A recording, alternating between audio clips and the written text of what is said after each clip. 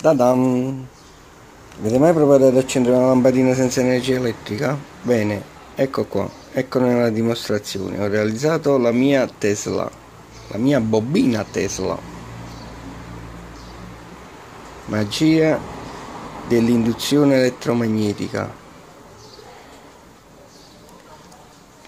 Tutto questo grazie ad una bobina avvolta e un circuito elettronico sempre da me realizzato.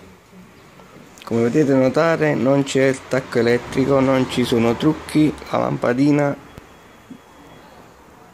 è libera.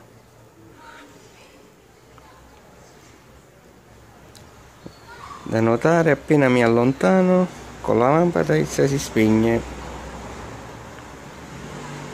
Vedete, io mi allontano, lei si spegne.